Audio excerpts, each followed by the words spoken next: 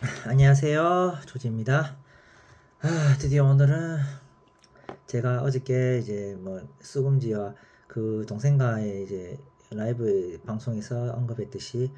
오늘부터 이제 영화와 역사 그리고 많은 이제 팬들과 시청자분께서 이제 역사 좀 유튜브에 대해서 좀 말씀해달라고 해서 드디어 영화와 더불어서 오늘 주말이기도 하고 오늘 저녁 내일 그리고 영화 한 편 보실 겸 역사도 하실 겸 하나씩 이제 추천을 해드리겠습니다. 오늘의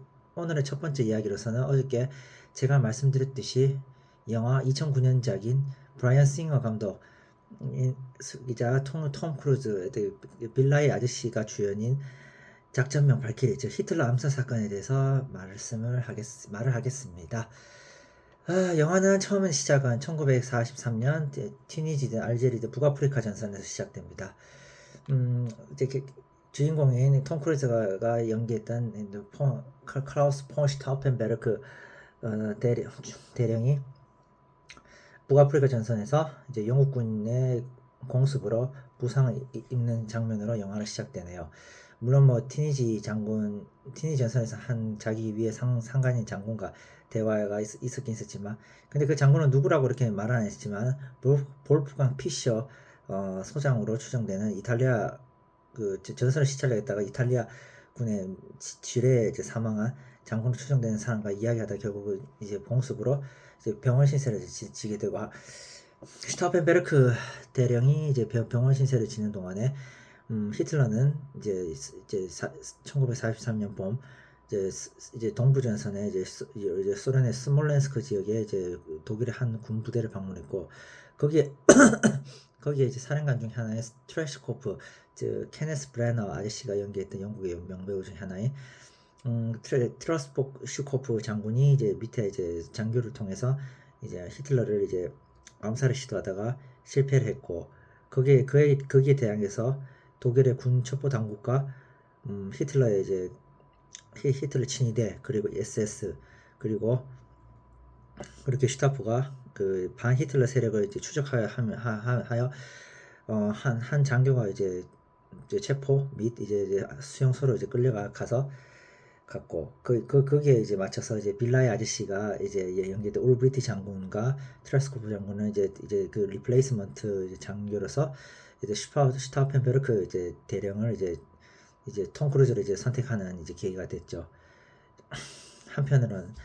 슈타우펜베르크 대령이 이제 병원에서 이제 퇴원을 한 후 베를린에 이제 유군 참모 본부에 이제 재배치가 되었고 거기서 이제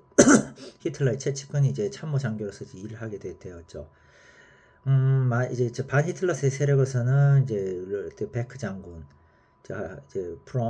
베크 장군 베크 장군을 비롯한 울브리트 그리고 같은 한때는 이제 히틀러의 이제 최측근이었다가 이제 이제 히틀러가 이제 1938년에 대규모 이제 군 이제 숙청으로 베크 장군이 이제 해임이 되었고 물론 뭐 그때 이제 38년에 이제 히틀러의 군 숙청은 로 인해서 이제 기존에 이제 많은 이제 프로이센의 이제 출신의 구기족세 세력장 출신의 사령관들과 장교들이 많이 숙청이 됨으로써 롬멜이나 구데리안 같이 이제 이제 프로이센 출신의 뭐 평민이거나 그러면 이제 프로이센 출신의 귀족 출신들의 이제 주로 독일 군부의 비주류 이제 장교들이 이제 대거 이제 장군으로 이제 승진을 하게 되어서 이들이 2차 대전 초반에 폴란드 침공, 프랑스 침공, 네덜란드, 벨기에 침공, 그 다음에 덴마크, 노르웨이 침공에서 굉장히 전공을 세워서 이제 이 독일이 전쟁 초반을 이길 수 있는 주도권을 잡는데 굉장히 공헌을 했는 이제 장군에서 어쩌 보면 히틀러가 군대를 이제 독일 국방군을 이제 제어하기 위해서 이제 단행했던 숙청이 독일이 한 1943년 이제 쿠르스크 전투 전까지는 그대로 이제 주도권을 잡고 이제 잘 싸웠던 계기였다고 생각을 합니다. 그럼 그렇고 이제 상황은 이제 1944년 7월 이제 전선의 상황은 이제 연합군이 이제 1944년 6월 6일 D-Day라 불리는 노르망 제가 방송 이제 또 돌싱의 모쏠 1편에서 이제 말을 했던 비유를 했던 연합군이 제 이제 D-Day라 불리는 제2전선이라고 부르죠. 소련 측 입장에서는 노르망디에 대규모 군대가 이제 상륙해서 이제 프랑스에 이제 상륙해서 이제 교도부를 마련한 다음에 파리 수복을 위해서 이제 프랑스 깊숙이 진격한 상황이었고, 동부전선에서는 이제 소련이 이제 크림반도와 이제 서부 우크라이나를 이제 다시 재점령하고, 그 다음에 이제 대규모 이제 전선 이제 바그라티온 작전, 오퍼레이션 바그라티온 작전에서 이제 700만의 소련 대군이 이제 대규모로 이제 기동전 이제 공세를 통해서 이제 벨라루스, 그 다음에 서부 우크라이나, 그 다음에 소련과 이제 이제 발틱 상국 국경을 향해서 굉장히 이제 진군을 하고 있었고, 또 뭐 영화에서도 묘사되었지만 독일군의 상황은 굉장히 참혹했습니다. 바그라티온 작전에서 이제 역사학자들의 추정에 의하면 최소 독일군이 35만에서 한 50만, 어떤 경우에는 심지어 50, 60만까지 독일군의 사상자 될 정도로 굉장히 참혹할 정도로, 심지어 민스크 전투에서는 독일군 17개 사단, 18개 사단이 전멸할 정도로 굉장히 참혹한, 즉 사단장급 인물들이 최소한 한 더블 디지트, 제가 이제 두 자릿수 이상의 이제 장군들이 잡힐 정도로 굉장히 참혹할 정도로 대소련이 말 그대로 압승이었고, 서부 전선에서도 미군하고 영국군이 압도적인 이제 이제 제해권, 그리고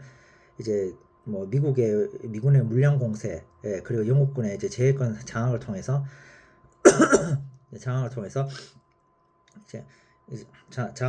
서부 전선에서도 독일군 25만이 녹아내릴 정도로 굉장히 처참할 정도였고, 그리고 이탈리아 전선에서도 이제 연합군이 비록 그 진격은 좀 느렸지만 이탈리아가 우리 한국과 더불어서 한반도 더불어서 산악 지형인 것을 이제 감안해서 뭐 그랬지만 그래도 로마를 해방하고, 그 다음에 이제 로마를 점령하고 이제 점점 북쪽을 향해서 진격하는 상황이었습니다. 이런 상황에서도 불구하고 참 안 되는 집안 집구석은 참 안 된다는 안 된다는 말이 뜻이 안 된다는 말이 뜻이 히틀러는 이제 점점 광기가 점점 잔혹해지고, 그래갖고 뭐 이제 뭐 히물러, 그다음 게벨스, 그 다음에 게벨스 그 등이 히틀러 최초 이제 나치의 최초 이제 그룹들 간에는 이제 반목과 이제 권력 투쟁이 굉장히 심화되는, 완전 나치 독일의 수뇌부도 역시 막장으로 가는 형향이었습니다. 물론 히틀러도 역시 당뇨, 그 다음에 이제 약물 중독, 그 다음에 이제 수면제 과다로 과다에 의존할 정도, 그 건강이 굉장히 형편없을 정도였고, 그냥 완전히 독일이 완전 청취형 난국 상황에서 이제 슈타우펜베르크 대령, 그리고 우브리트 장군, 그 다음에 이제 베크 장군을 이제 중심으로 한 이제 반 히틀러 세력들이 이제 히틀러를 암살하고, 그 더불어서 쿠데타를 일으켜서 나치 정권을 이제 전복하고, 그 다음에 이제 베를린을 딱 장악한 다음에 이제 새로운 정부를 선포를 하고 한 다음에 이제 서방연합과 영미와 이제 그거 시스파이어 딜을 한 다음에 이제 서부 전선을 이제 안정화시키는 난 다음에 이제 동부 전선에서 이제 소련을 막겠다는, 물론 좀 그 당시에 독일에서는 그나마 할 수 있는 최선의 방법이죠. 그것도 어찌 보면 망상일 정도로 독일의 상황을 참혹했습니다. 이제 1944년 이제 7월 20일, 히틀러는 이제 또 1944년 7월 20일 전에 영화에서도 이제 묘사가 했듯이 이제 반 히틀러 세력들이 이제 한번 이제 히틀러를 한번 이제 그 동프리스인 늑대굴 이제 히틀러 벙커에서 암살을 시도를 하다가 실패를 했고, 이제 1944년 이제 7월 20일 날 스타우펜베르크 대령은 이제 히틀러의 최측근 이제 참모로서 이제 무솔리니와의 이제 회담 히틀러와 무솔리니 회담을 이제 참석하기 위해서, 그리고 작전 회의를 위해서 동부전선을 안정화시키기 위해서 이제 늑대의 굴을 이제 회의에 이제 참석을 했는데, 거기서 이제 이제 그 톰 크루즈 이제 스타픈 베네트 대령이 자기 측근 이제 장교와 함께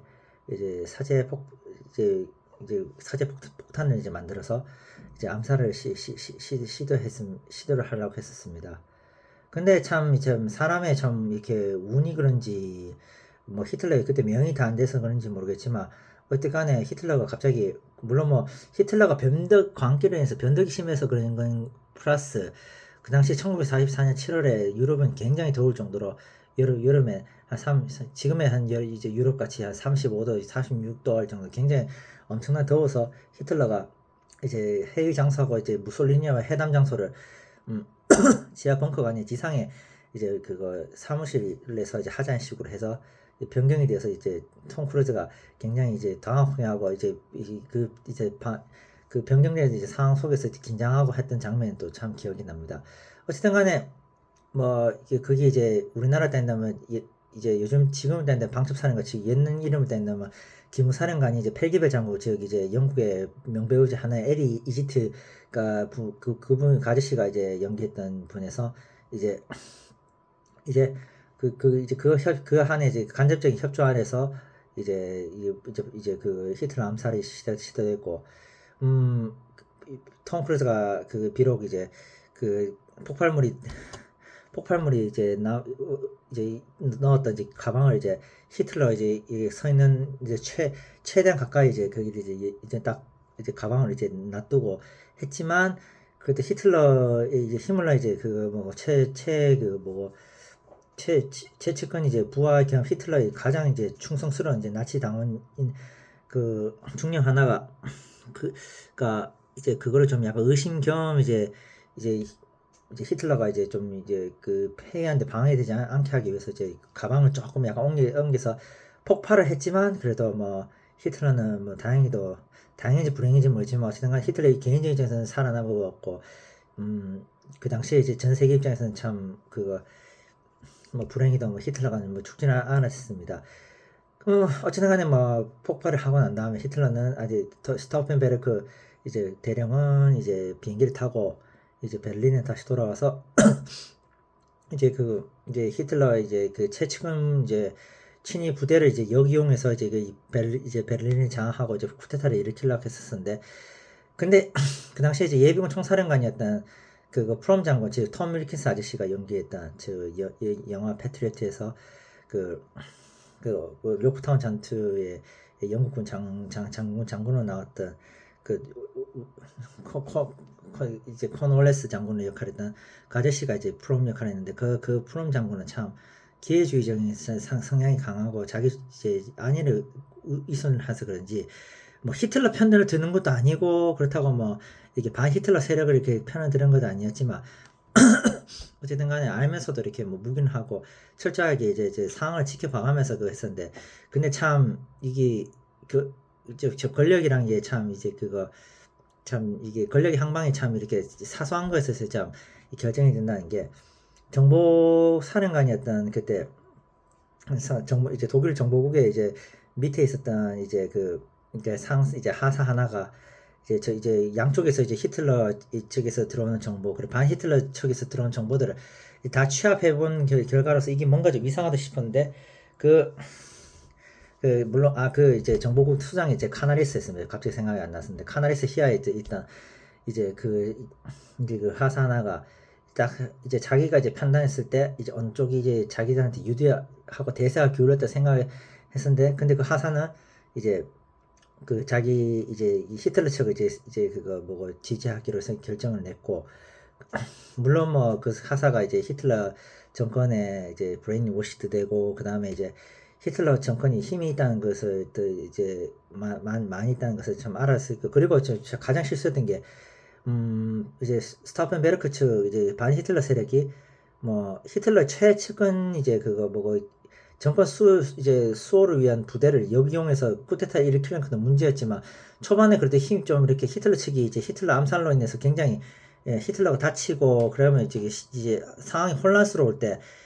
그때 이제 뭐 게베스 등을 이제 많이 체포를 하고 이제 그 나치 핵심 수뇌원들이나 그리고 베를린에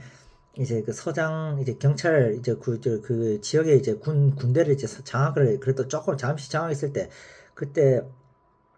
이제 히틀러 최 이제 게베스를 포함해서 이제 많은 이제 완전 핵심 이제 친일 세력들을 완전 다 제거를 했었는데 방송도 장악하고 했었는데 그걸 안 하고 있잖아. 뭐 재판에 넘기니 뭐니 하니 갑자기 뭐 이렇게 뭐 탑상 공론을 하는 데서 거기서 이제 어찌 보면 쿠데타 이제 그 실패가 이제 증명이 됐다 가려졌다고 저는 생각이 이제 되었죠. 어쨌든 간에 어쨌든 간에 히틀러는 이제 어쨌든 간에 뭐 이제 뭐 비록 많이 다쳤지만 다시 이제 뭐 이제 살아남아 가지고 이제 저는 이제 게베스한테 전화를 해서 이제 그 게베스 이제 그 이제 밑에 있던 오토만 레머 중령 저 이제 그 피아니스트와 우리나라 영화의 택시 기사에서 독일 그 기자 역할을 했던 그 토마스 크레치만 아저씨가 그 연기했던 장면에서인데 히틀러가 그 오토만 그 레머 이제 그 중령한테 이제 명령을 내려가지고 저 스타펜베르크를 포함해서 다 쓸어버려라 해가지고 해서 그 쓸어버 이제 그 오히려 이제 히틀러가 이제 그 쿠데타 세력들이 이제 다 이제 다시 이제 제거하는 제가 이제 진압하는 쪽을 했고 프롬 역시 이제 그 상황을 알고 이제 히틀러 쪽으로 다시 이제 태세 전환해서 내가 언제 뭐 네가 그 스타펜베르카 대령 쪽에 이제 내가 언제 너희들한테 이제 그 현명을 하겠노 해서 이제 스타펜베르크랑 이제 올브리트 그다음에 이제 레머 장군들 등을 이제 다 체포를 해서 이제 세우는 이제 그거까지가 이제 해서 이제 암살 및 이제 쿠데타가 이제 실패를 하게 되었죠. 근데 이제 참 프롬이 참 이제 자기가 이제 살기 위해서 참 이게 참 기회주의고 자신의 이제 그거 아니함을 생각한 인물이었던 게 생각나는 게 히틀러는 이제 레머를 통해서 이제 뭐 이 인간들을 이제 뭐 이제 이 반 히틀러 세력들의 핵심 이제 주종자들을 다들 이제 뭐 이제 생포를 해서 이제 그냥 뭐 나중에 이제 일단 잔인하게 죽이도록 일단은 생포만 해놔라 이렇게 썼는데 근데 지가 이제 뭐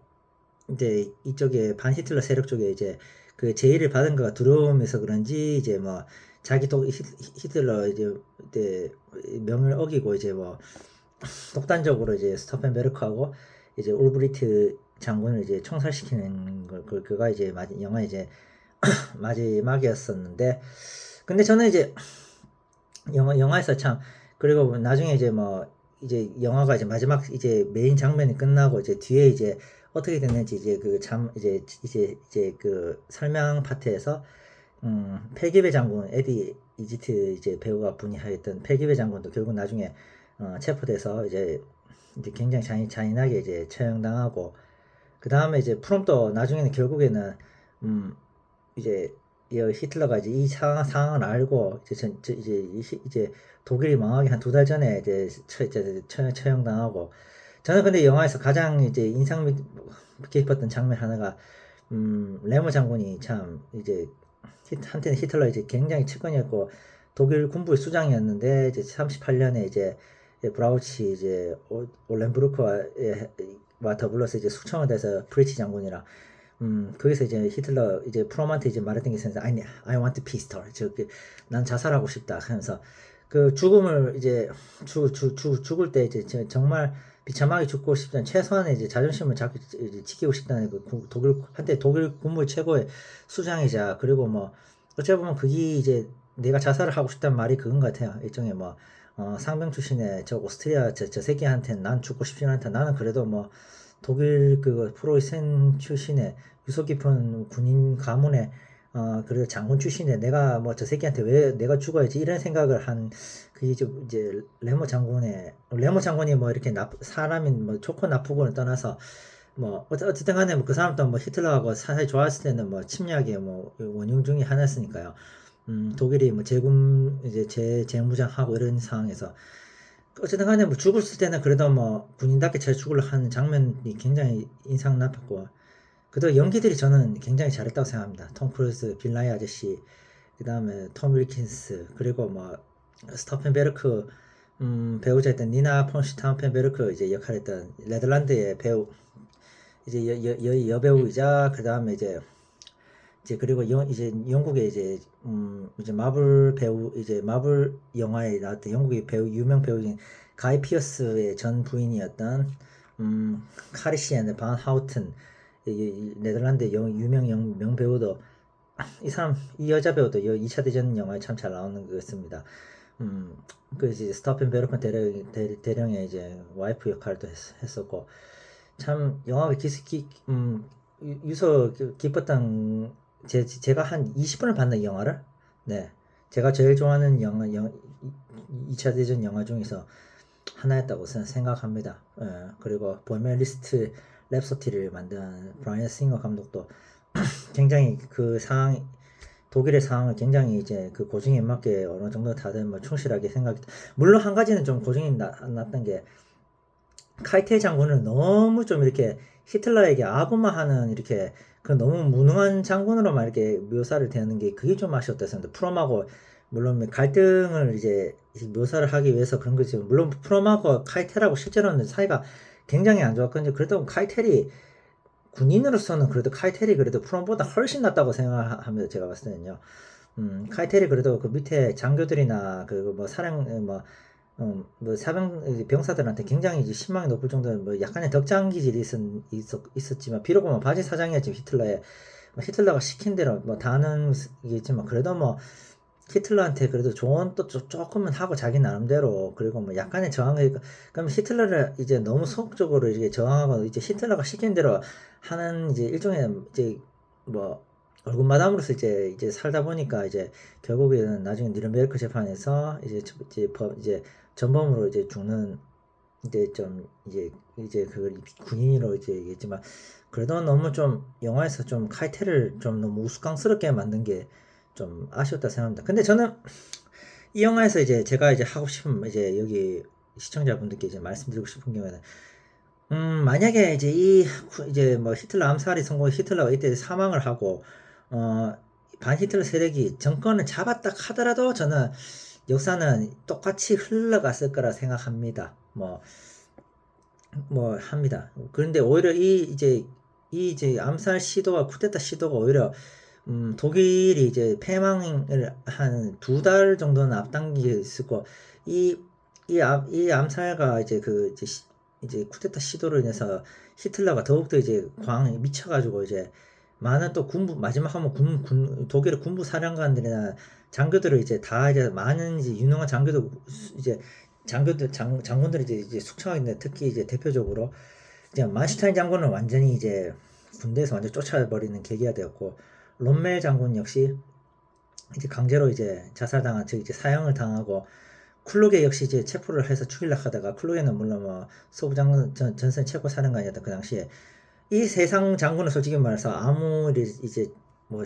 관여가 없었고 뭐 제의는 받았지만 됐다 나는 그건 안 되는 걸 할게 단지 이런 상황에서 뭐막 이제 치부되어서 이제 숙청을 당하게 된 그래서 이제 말년에 독일군들이 이제 전투력도 이제 물론 뭐 이제 좀 고갈이 되고 이제 맨파워가 이제